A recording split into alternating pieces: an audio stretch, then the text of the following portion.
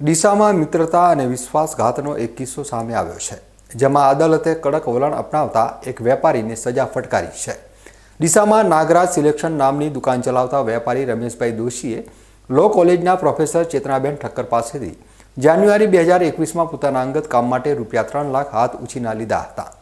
જોકે આ રકમ પરત કરવા માટે આપેલો ચેક બેંકમાં રિટર્ન થતાં મામલો કાયદાકીય ગૂંચવણમાં ફસાયો હતો અને અંતે અદાલતે આ મામલે મોટો ચુકાદો આપ્યો છે.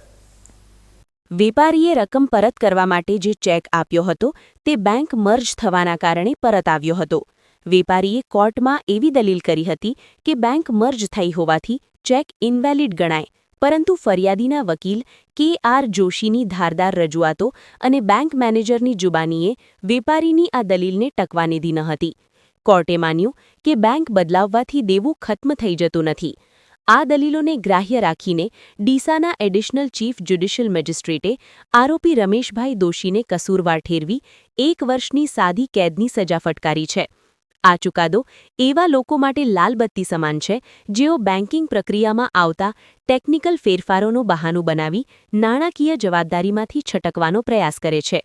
અદાલતે સ્પષ્ટ કર્યું છે કે વિશ્વાસ કેળવીને લીધેલા નાણાં પરત ન કરવા બદલ કાયદો કડક કાર્યવાહી કરી શકે છે.